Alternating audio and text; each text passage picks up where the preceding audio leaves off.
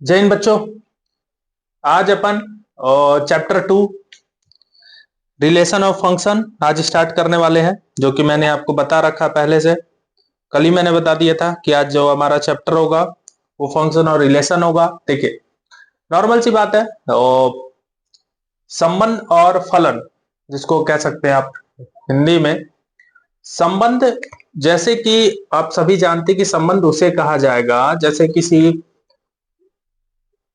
पिता पुत्र का संबंध होता है। अगर हम दैनिक जीवन की बात करें तो दैनिक जीवन में किसी न किसी से हमारा संबंध रहता है। जैसे पिता का पुत्र से रहता है, विद्यार्थी का शिक्षक से होता है, भाई का बहन से रहता है।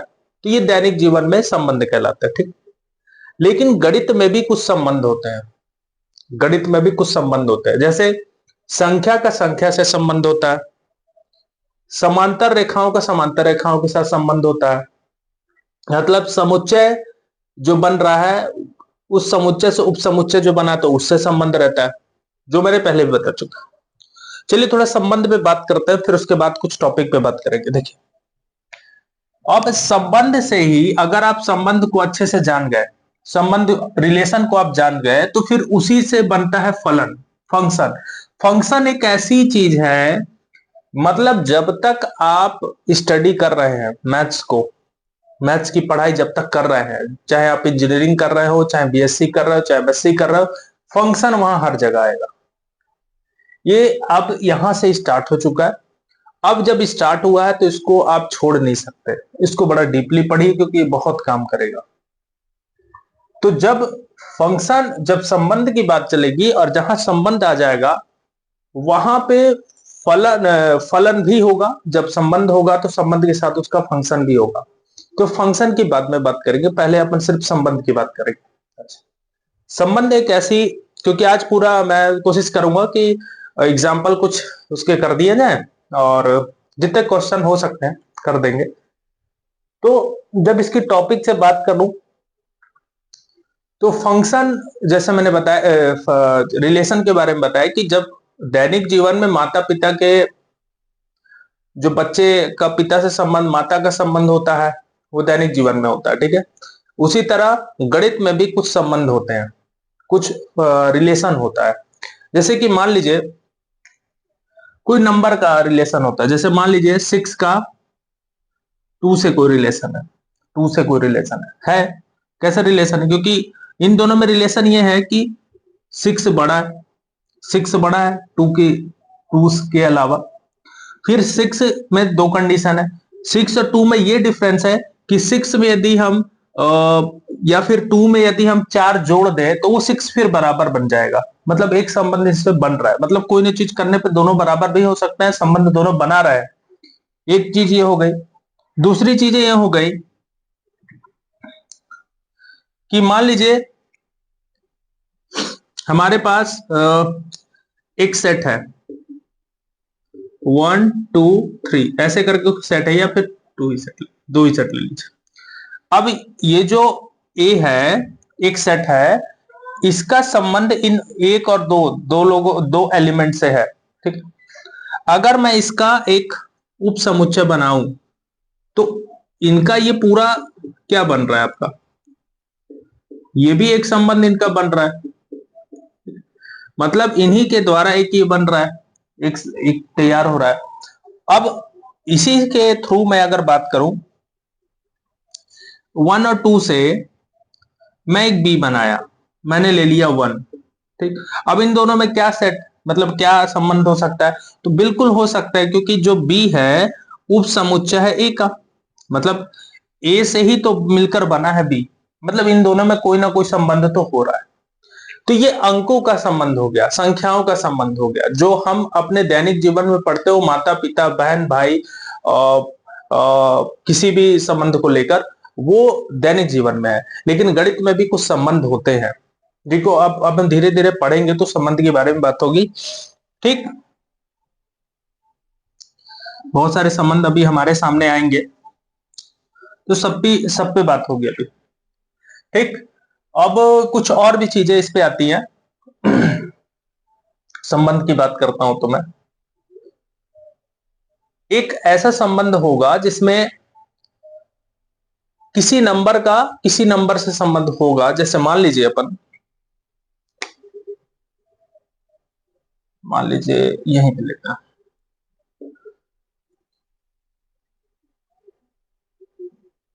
ये आपके पास है, मैपिंग करने के लिए अपन यूज करते हैं। वैसे अभी यूज होगा बहुत जगह पे, 12th क्लास में भी जाएंगे तो वहां पे भी आएंगे ये। ठीक है, यहाँ पे 1 2 3 है और 4 है, ठीक, ऐसे दिया। यहाँ आप ले लीजिए 1 है, 4 है, ठीक है, 9 है, 16 है। ठीक है, देखिए 1 का 1 से संबंध है, 2 का 4 से संबंध है, 3 का 9 से संबंध है, 4 का 16 से संबंध है। कुछ संबंध है, कैसे है देखिए, अगर 1 का स्क्वायर करेंगे तो 1 ही आएगा, 2 का स्क्वायर करेंगे तो 4 आएगा, 3 का स्क्वायर करेंगे 9 आएगा, 4 का स्क्वायर करेंगे 16 आएगा। मतलब इनमें ही कुछ संबंध एक दूसरे में है। ठीक है, तो ये जो संबंध दर्शाया जा रहा है ये इसी के अंतर्गत आएगा, रिलेशन के अंदर आएगा। ठीक है, तो आई होप मैं जो संबंध के बारे में आपसे टॉपिक कर रहा हूं वो आपको समझ में आ गया होगा। अब इन्हीं से बनेगा आपका फंक्शन भी। तो फंक्शन फिर जब हम धीरे धीरे हम जो मैं बता रहा हूं कहां से फंक्शन स्टार्ट है उस पर टॉपिक करेंगे। ठीक है, तो अभी जो जो चीजें स्टार्ट है अपन उसी पे बात करेंगे। चलिए, आज का जो मैंने टॉपिक लिखा वो रिलेशन ऑफ फंक्शन को लेके रहा। उसमें जो एक्सरसाइज 2.2 मतलब प्रश्नावली जो 2.1 होगी उसमें समुच्चयों को कार्तीय गुणन, फर्स्ट जो पढ़ने वाले हैं अपन समुच्चयों को कार्तीय गुणन पढ़ेंगे, जिसमें कार्टेशियन प्रोडक्ट ऑफ सेट इसको लेकर पढ़ेंगे। ठीक है, क्योंकि अपन इसके बारे में अभी जानेंगे भी ये है क्या। प्रश्नावली जो 2.2 जब हम स्टार्ट पे पढ़ेंगे तो उसमें हम रिलेशन को लेकर पढ़ेंगे। रिलेशन जब इसको देखिए एक एक करके चीजें है। अगर आपने कार्टेशियन प्रोडक्ट ऑफ सेट को पढ़ लिया, मतलब समझ कार्तीय गुणन को पढ़ा, तो कार्तीय गुणन से ही संबंध को जानेंगे। जब आप संबंध को जान जाएंगे तो उसके बाद आप फंक्शन को जानेंगे। अब इन्हीं सबको जोड़कर आपको मिलेगा विविध प्रश्नावली, जो सबके क्वेश्चन उसमें मिलेंगे। ठीक है, बातें और समझते हैं। एक्सरसाइज 2.3 जो होगा उसमें फलन मतलब फंक्शन होगा, फंक्शन के बारे में जानेंगे। फिर फंक्शन के प्रांत परिसर मतलब function and domain and range of function, मतलब अपन फंक्शन को जानेंगे, फिर domain and range of function उससे रिलेटिव भी जानेंगे। क्योंकि डोमेन और रेंज तो आपको बहुत जगह मिलने वाला है, क्योंकि 12th में भी मिलेगा, बीएससी में भी मिलेगा, एमएससी में भी मिलेगा, निकालने के तरीके अलग अलग होंगे। तो अभी ये सब जानकारी मैंने दे दी आपको, फिर अपन मैं इसको मिटा दूंगा, फिर 2.1 के कार्तीय गुणन को समझेंगे, उसके बाद आगे काम करेंगे। ठीक है, कार्टेशियन प्रोडक्ट ऑफ सेट पहले इसकी बात करेंगे, रिलेशन फंक्शन की बाद में बात करेंगे अपन। चलिए, ये तो मैं आपको बताने के लिए लिख दिया था कि आपको जानकारी होती रहे।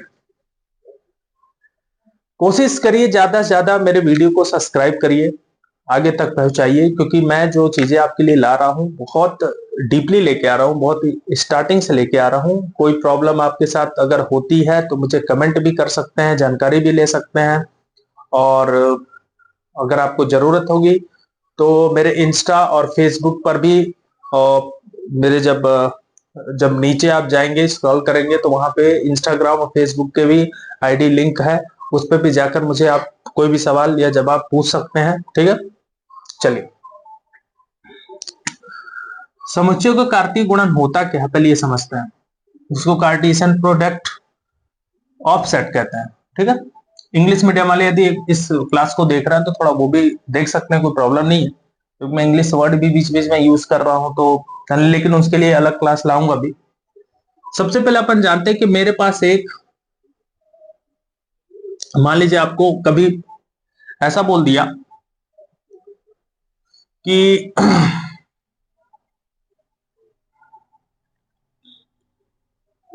ए आपके दे रखा है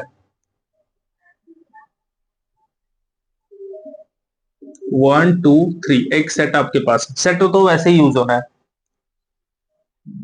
हाँ, बी आपके पास दे रखा है, ए बी और सी। ठीक है। और आपसे बोला कि ए क्रॉस बी निकालिए का, जब यही चीजें अच्छी हैं कि समुच्चय में जब कार्तीय गुणन निकाला जाएगा, कार्तीय गुणन, तो उसको क्रॉस करके लिखा जाएगा ए क्रॉस बी। ए क्रॉस बी के जो आंसर आएंगे वो उसी तरह से आएंगे। अगर आपसे बोलेगा B cross B, B cross A, तो बी को पहले रखना है फिर ए को बाद में रखना है। तो देखिए मैं इसको कैसे करता हूं।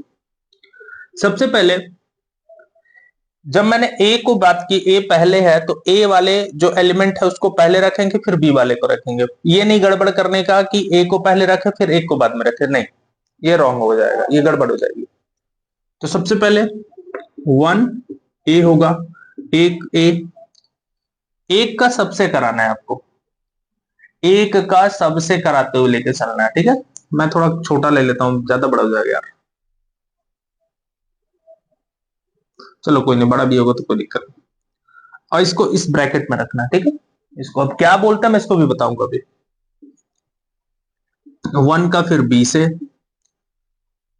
फिर 1 का फिर सी से। देखिए सबका मैं अलग अलग करा रहा हूं, एक का इन तीनों से करा दिया आपने, फिर 2 का ए से, फिर 2 का बी से, ठीक है, फिर 2 का सी से, फिर इसी तरह 3 का ए से, ठीक, 3 का बी से, फिर 3 का सी से।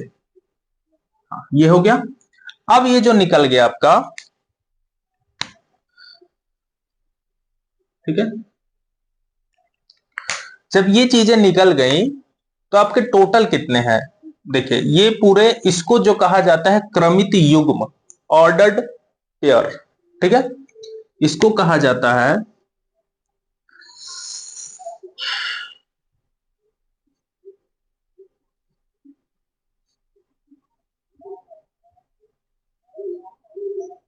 क्रमित युग्म। इसका बहुत यूज होगा अभी, जब मैं बार बार इसी का यूज करूंगा, ऑर्डर्ड पेयर का, ऑर्डर्ड पेयर बार बार, तो आप समझ जाइएगा, ठीक है, कि क्रमित युग्म की बात हो रही। क्रमित युग्म मतलब जो अंदर रखे हुए होंगे वही होंगे, और सबको सेट में ऐसे लिखना होगा फिर आपको, ठीक है।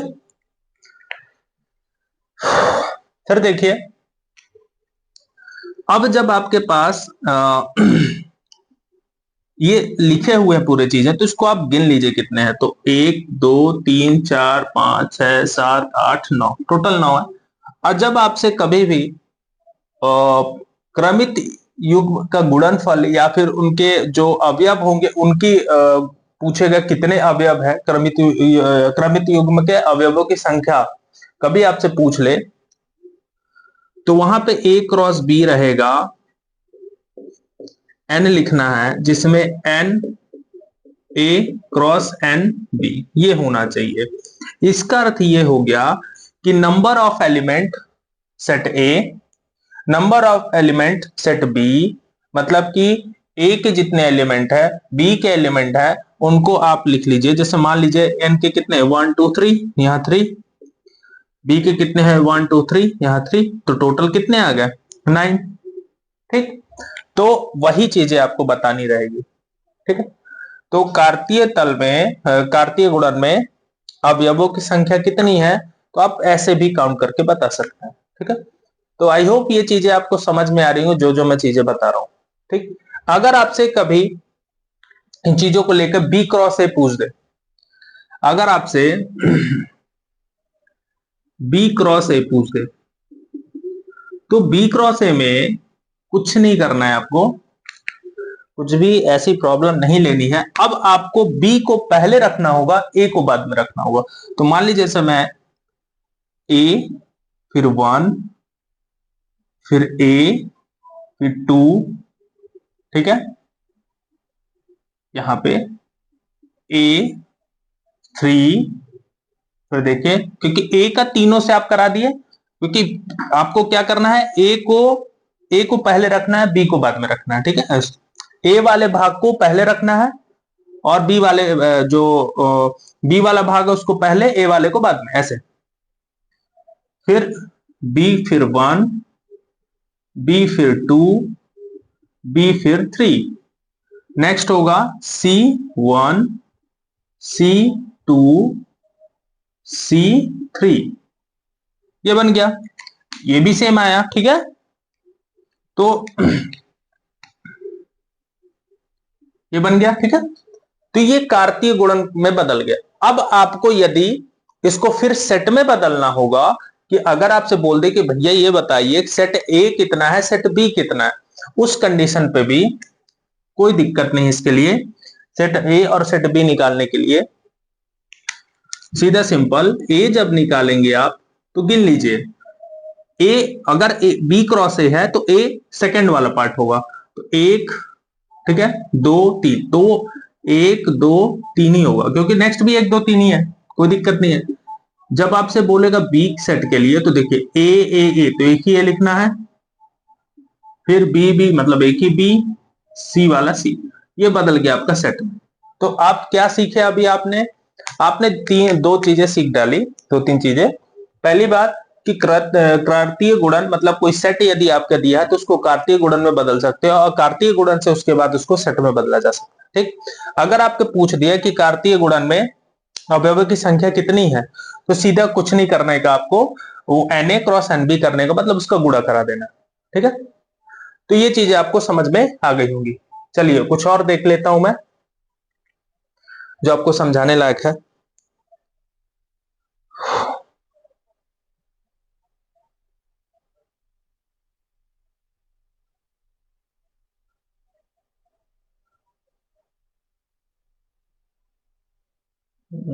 हाँ, कुछ टिप्पणी है, टिप्पणी जो मेरे आपके दिखाई दे रही होगी, कुछ टिप्पणी है जो दिखाई दे रही होंगी, उसको दिखा दे, मैं आपको नीचे स्क्रॉल करके आप देखेंगे तो समझ में आ जाएगा। उसको पढ़ता हूं और उसके बारे में थोड़ा थोड़ा मैं जानकारी देते जाता हूं। दो क्रमित युग समान होते हैं, दो क्रमित युग में समान होते हैं, ठीक है, यदि और केवल यदि उनके संगत प्रथम घटक समान हो और संगत द्वितीय घटक भी समान हो, ठीक है। मतलब कि जो इसको कहा जाता है, ये प्रथम प्रथम घटक, इसको द्वितीय घटक, ठीक है। अगर ये दोनों समान होते हैं तो दो क्रमित युग में क्या होंगे, समान हो जाएंगे, ठीक है। और एक दूसरा नंबर दिया है, ए के पी अवयव तथा बी के क्यू अवयव है, तो ए क्रॉस बी में पी क्यू अवयव होते हैं, अर्थात N A P N B. तो जो मैंने बता दिया आपको ए क्रॉस बी निकालने का, N A cross N B का, इनका डायरेक्टली आपको गुणा करा देना और जितने भी एलिमेंट होंगे इसके बारे में। और तीसरा कंडीशन लिखिए कि ए तथा बी अरिक्त समुच्चय है और ए या बी में से कोई अपरिमित है तो ए क्रॉस बी भी अपरिमित समुच्चय होगा। सीधा सिंपल सी बात है कि यदि आप किसी का यूनियन निकाल रहे हैं और यूनियन निकालने पर ए क्रॉस बी जो क्या होगा, फाई होगा, ठीक है, फाई होगा। ये चीजें इसने बता रखी है, तो इसको जब अपन करेंगे उस हिसाब से समझ में आ जाएगा, ठीक है। तो इसमें कोई प्रॉब्लम तो आपको नहीं जाएगी। फिर इसमें लिखा ए क्रॉस एक ऐसे दिया हो तो भी कंडीशन पे आप क्रमित त्रिक कहलाता है, मतलब अगर आप 3 बार किसी को क्रॉस निकालें, क्योंकि आएंगे क्वेश्चन अभी, तो उसको क्रमित त्रिक कहा जाता है, ठीक है। तो ये जो चीजें मैंने अभी दे रखी है तो उसके बारे में, तो अभी जो मैंने स्टार्टिंग वाला जो भाग बताया था उसके एक क्वेश्चन करके देखते हैं और उसके बाद धीरे धीरे आगे बढ़ते हैं, ठीक है। चलिए पहला वाला क्वेश्चन मैं करता हूं।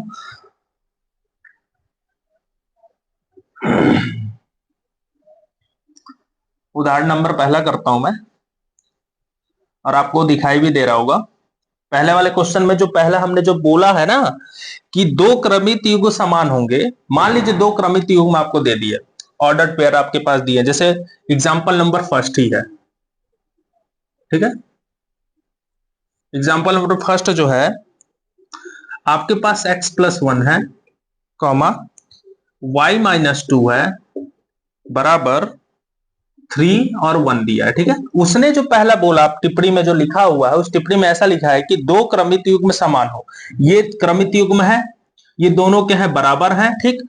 तो इसमें लिखा है यदि और केवल यदि उनके संगत प्रथम घटक समान है, मतलब प्रथम घटक ये दोनों समान है, ठीक है, x+1 और ये 3, और द्वितीय घटक भी समान भी होंगे, मतलब द्वितीय घटक भी क्या होंगे, समान होंगे, मतलब इसी तरह इसको सॉल्व करना है। मतलब कहने का मतलब आपके पास ये एक क्रमित युग्म है, इसको क्या बोलते हैं आप लोग? क्रमित युग्म। इंग्लिश में बोलते हैं ऑर्डर्ड पेयर। ये है क्रमित युग्म, ये भी है क्रमित युग्म। ठीक है,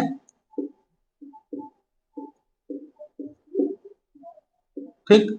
अगर क्रमित युग्म समान हो, बराबर हो, तो उनका प्रथम घटक, इसको बोलते हैं प्रथम घटक। ठीक है, प्रथम घटक इस प्रथम घटक के क्या होगा? समान होगा। द्वितीय घटक द्वितीय घटक के समान होगा। ठीक है, ये सीधा सिंपल सा फंडा, जो जो टिप्पणी में लिखे हो मैंने बताया, वो टिप्पणी आपको शो भी कर देगी। ठीक है, उसके लिए परेशान मत होइए। चलिए, अब इसमें जब इसको हल करेंगे तो जैसा बोला वो कि x+1 जो है बराबर होगा 3 के, प्लस का 1 उधर गया तो माइनस का 1 हो गया, तो x और 3 में से 1 कम हो गया तो 2 बचा। फिर y-2, 1 माइनस का 2 उधर गया तो प्लस का 2, तो 1 कितना हो गया? 3। तो मतलब देखिए, ये y और सॉरी x और y की वैल्यू आराम से निकल गई। तो इस तरह से आपको निकालना है, तो इसमें तो डाउट होगा ही नहीं। ठीक है, एग्जाम्पल नंबर फर्स्ट था। इसी तरह अपन एग्जाम्पल नंबर सेकंड करते हैं। ठीक है, एग्जाम्पल नंबर सेकंड जो रखा है, P यदि P ए बी सी और क्यू आर, तो P क्रॉस क्यू तथा Q क्रॉस P ज्ञात कीजिए, और दोनों कार्तीय गुणन समान है। ठीक है, दोनों कार्तीय गुणन समान है, ये हमको बताना भी है। तो चलिए इसमें आ जाएगा वैसे। ठीक, आपको दे रखा है पहले P एक सेट आपको दे रखा है, और Q दे रखा है। ठीक है, अब इसमें निकालना आपको P क्रॉस Q। तो ए बी सी क्रॉस करिए आर के साथ। ठीक है, जब इसका आपको कार्तीय गुणन निकालना है तो सीधे सिंपल सा ए का आर से कराइए। ठीक है, ए का आर से, बी का भी आर से, सी का भी आर से। ठीक है, आर से नॉर्मल सी बात है, उसमें एक ही है तो आप एक ही करा ही पाओगे, दूसरा तो ऑप्शन ही नहीं है ना। ठीक, ये निकला पी क्रॉस क्यू। आपने निकाल लिया, इसको इक्वेशन फर्स्ट देके दे, फर्स्ट। सेकंड में बोला क्यू क्रॉस पी निकालिए। क्यू क्रॉस पी निकालने का मतलब आर को पहले और ए बी सी को बाद में, इसलिए मैं ऐसे कर रहा हूं जिससे आपको अच्छे समझ में आए।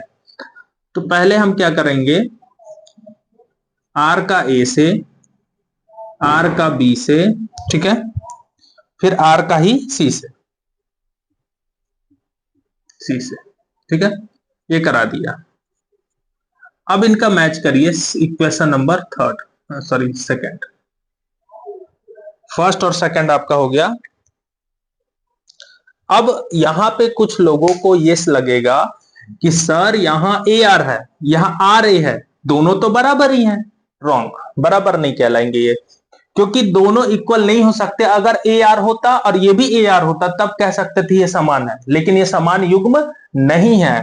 तो इसका मतलब क्या हो गया कि समीकरण 1 व 2 से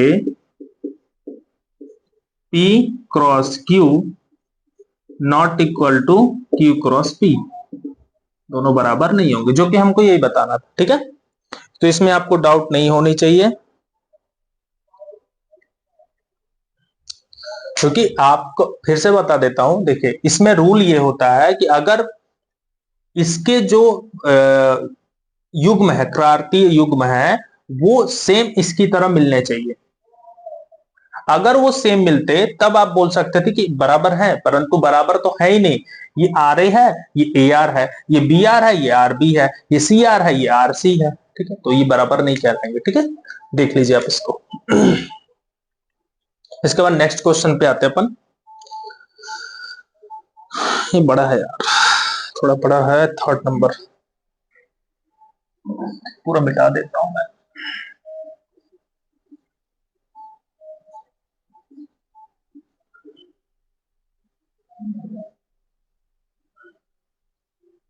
ठीक है, चलिए। वैसे ट्वेल्थ की मैथ और मजेदार है, ट्वेल्थ की मैथ और मजेदार आपको मिलेगी। थोड़ा सा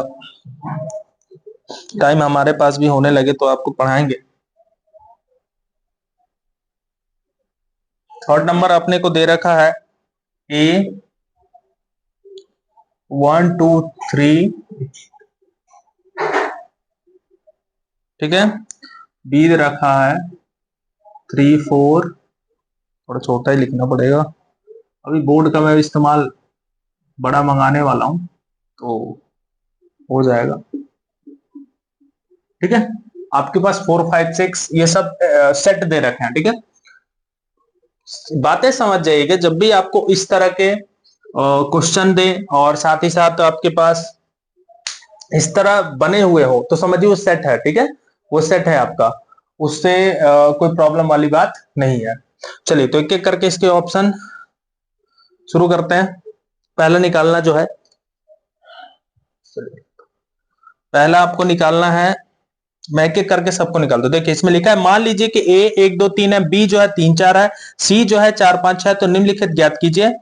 ए cross A cross B intersection C, second number है A cross B intersection A cross C, third number है A cross B union C, fourth number है A cross B union A cross C. ये आपको लिखा हुआ है, आपको दिख रहा होगा, ठीक है नीचे। चलिए तो मैं एक एक करके सभी को करता हूं। फर्स्ट नंबर दिया है ए क्रॉस बी इंटरसेक्शन सी, ये दिया। तो सबसे पहले मैं इंटरसेक्शन निकालते हैं, ठीक है। चलिए सबसे पहले मुझे इंटरसेक्शन निकालना होगा बी और सी का। देखिए बी इंटरसेक्शन सी, तो बी के एलिमेंट कितने हैं 3 4, फिर इंटरसेक्शन कितना लिखा है सी, सी कितना 4 5 6। इंटरसेक्शन का आपको पता होगा, इंटरसेक्शन मतलब कॉमन चीज है, कॉमन चीज है अपने को निकालनी है। इन दोनों में कॉमन क्या दिख रहा है 4, और तो कुछ नहीं है, 4 हो गया। तो बी इंटरसेक्शन सी निकल गया, ठीक। अब आपको निकालना क्या था ए क्रॉस बी इंटरसेक्शन सी, ठीक है। तो ए कितना दिया है 1 2 3, ठीक है। और क्रॉस किसके साथ कराना था 4 के साथ, ठीक है। अब देखिए इसको जब करते हैं अपन, तो एक का फिर 4 से, ठीक, दो का भी 4 से, ठीक है, तीन का भी 4 से, ठीक। ये आ गया पहला आंसर, ठीक। ये पहला आंसर हुआ। सेकंड पे आते हैं, सेकंड जो हमको क्वेश्चन दे रखा है, सेकंड नंबर कहां पे, हाँ सेकंड हो गया ए क्रॉस बी, लिख लेता हूं पहले मैं, लिख लेते हैं अपन। सेकंड नंबर दे रखा है A cross B intersection A cross C, ये दे रखा है, ठीक है। इसको करते हैं।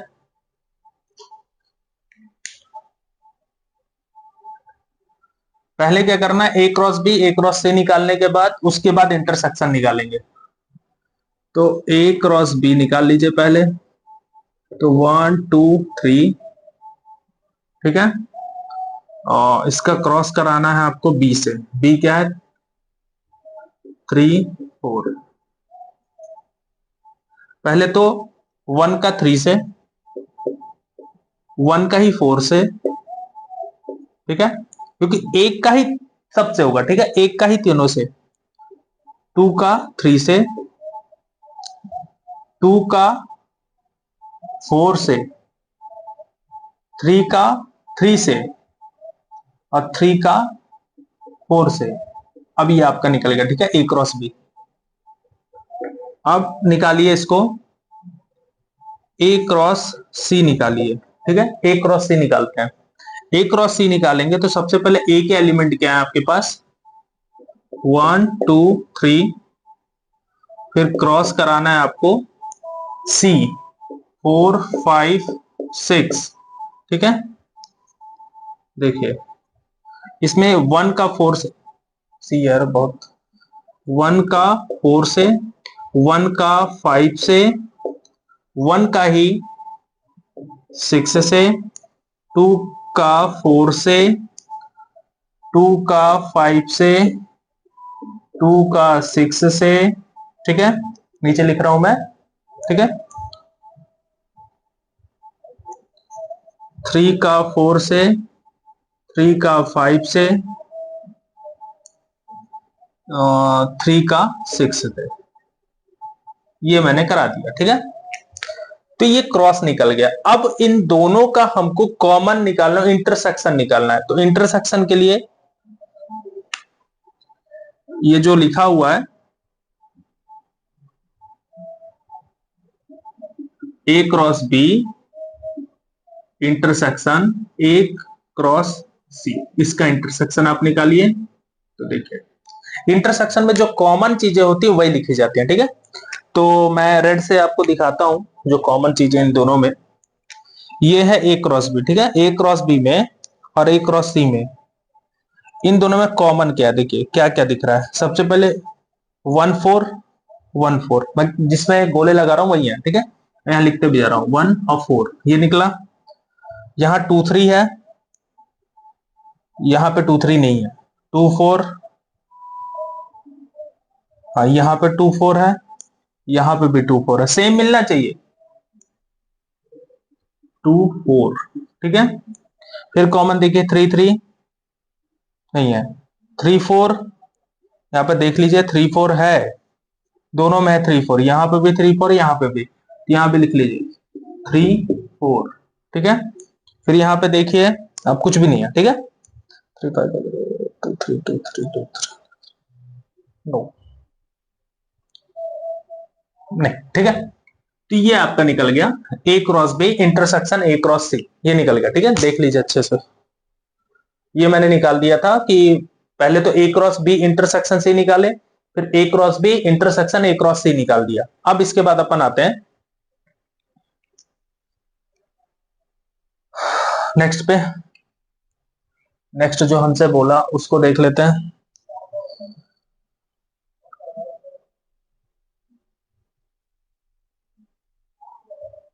नेक्स्ट क्वेश्चन बोला है, ये हो जाएगा, ये इसी में हो जाएगा। थर्ड वाले के लिए थोड़ा सा जगह चाहिए होगी अपने को, बोर्ड चेंज करेंगे हम कुछ दिन में, थोड़ा इसमें दिक्कत हो रही है, ठीक है। ए क्रॉस बी यूनियन सी लिखा है, तो सबसे पहले बी यूनियन सी निकालते हैं, ठीक है,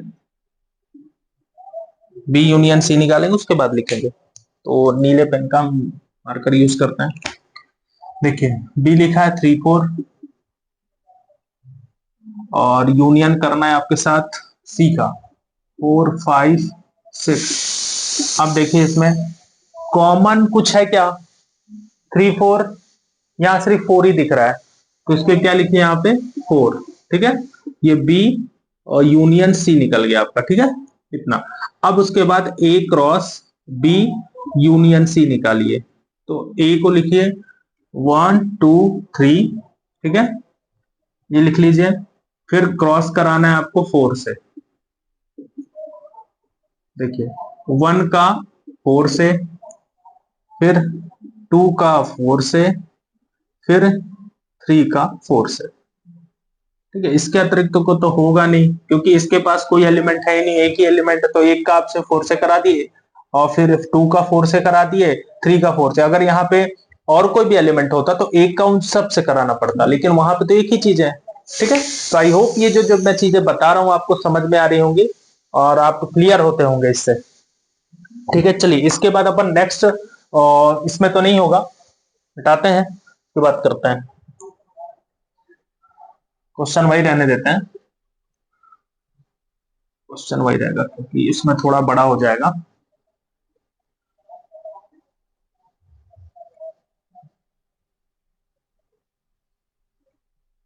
इसके बाद देखते हैं नेक्स्ट जो लिखा हुआ है A cross B union A cross C, ठीक है। इसी में थर्ड है, फोर्थ नंबर है, तो ए क्रॉस बी, फिर आपको यूनियन ए क्रॉस सी निकालना है पहले, और फिर उनका यूनियन, शायद मैंने अभी निकाला भी था, है ना। तो यूनियन निकालना, सबको साथ में लेना होगा। चलिए करते हैं, पहले ए क्रॉस बी निकालिए।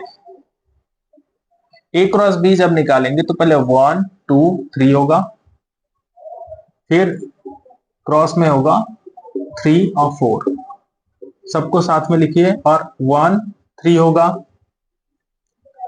1 4 होगा सबका, क्योंकि 1 का इन दोनों से होगा, फिर 2 का 3 से, 2 का 4 से, फिर 3 का 3 से, और 3 का 4 से। ठीक है, ये हो गया, ये ए क्रॉस बी निकला। अब इसके बाद आप निकालिए ए क्रॉस सी।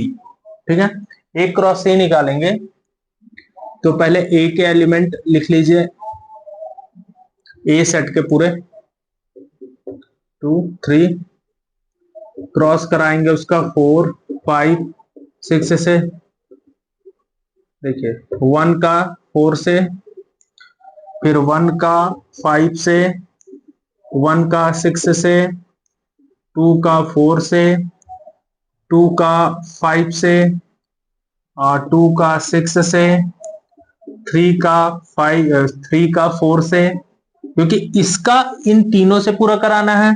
1 का भी तीनों से मैंने करा दिया, 2 का भी तीनों से करा दिया, 3 का भी तीनों से करा दिया। ठीक है, तो उसी तरह करना है आपको, 3 का 5 से, 3 का 6 से। ये कंप्लीट हो गया। ठीक, अब ये चीजें कंप्लीट होने के बाद अपन को जो निकालना था कि A cross B union A cross C, ये निकालना था। तो अब यूनियन का मतलब होता है कि जो इकट्ठे सभी हैं सबको साथ में लिख दीजिए, जो कॉमन उनको छोड़कर। तो देखिए 1 3 नहीं है, यहाँ पे 1 3 पूरा लिखिए। ठीक, 1 4 लिखते जाइए आप, 2 3 लिख दीजिए, 2 4 उसको भी लिख दीजिए, 3 3 इसको भी लिख दीजिए, 3 4 इसको भी लिख दीजिए। लिख दिए, अब नीचे पे आइए, 1 4 आपने लिख चुका है, उसको नहीं लिखना है। 1 5 नहीं है, लिख दीजिए। फिर 1 6 लिख दीजिए। ठीक, 2 4 है, लिख चुके हैं आप। 2 5 लिख दीजिए। 2 6 नहीं है, लिख दीजिए। 3 4 लिखा हुआ नहीं लिखेंगे। 3 5 लिख दीजिए। 3 6 भी नहीं, इसको भी लिख दीजिए। ठीक है, तो ये आपका बन गया A cross B union A cross C. ठीक है, इस तरह से हमको निकालना है। तो आपको जो मैंने बताया वो पूरी तरह समझ में आ रहा होगा, क्योंकि जो सेट पहले लिखा है उसका आप उससे क्रॉस कराएंगे तो कार्तीय गुणन में आता है। ठीक है, चलिए तो इसको कंप्लीट कर लिया अपन, उसके बाद आगे बढ़िए। एक और क्वेश्चन है, थर्ड फोर्थ फिफ्थ तक है, फिफ्थ कल देख लेंगे, अपन फोर्थ तक तो कर ही देते हैं। एक उदाहरण बच जाएगा लगता है, ज्यादा मिनट की वीडियो नहीं बना सकते। चलिए, एक में लिखा हुआ है, फोर्थ नंबर लिखा है कि P12 समुच्चय P क्रॉस P ज्ञात कीजिए। ठीक है, आपके पास P दे रखा है 1 2, एक सेट आपके पास दे रखा है और बोलता है कि 3 P। ठीक है, तो चलिए इसको करके देखते हैं। पहले तो सबसे पहले P क्रॉस P निकालिए। P क्रॉस के लिए इसी को सेम देखिए, 1 का 1 से, 1 का 2 से,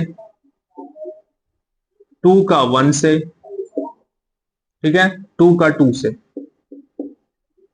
ये निकल गया आपका P क्रॉस P। अब आपके पास इसको निकालना है P क्रॉस P। तो ये जो दो P हैं उनका ये है। ठीक है, 1 1 1 2 2 1 2 2। ठीक है, अब एक P जो बचा है उसके लिए आपको 1 2 इसके साथ कराना है। तो चलिए एक एक करके कराते हैं। पहले 1 1 का पहले 1 से कराइए, तो 1 1 1 हो जाएगा। 1 2 का 1 से कराइए, क्योंकि एक का पहले एक से कराएंगे, फिर इस एलिमेंट का फिर इससे कराएंगे, फिर इस एलिमेंट का फिर इससे कराएंगे, फिर एलिमेंट का फिर इससे कराएंगे, मतलब एक का इस चारों से कराएंगे पहले। ठीक है, तो 1 2 फिर 1 2 1 फिर 1 2 2 फिर 1, ठीक है, 1 1 2 1 2 2 2 1 2 2 2 और 2, ठीक है। तो ये बन गया आपका P क्रॉस P निकालने का तरीका, ठीक।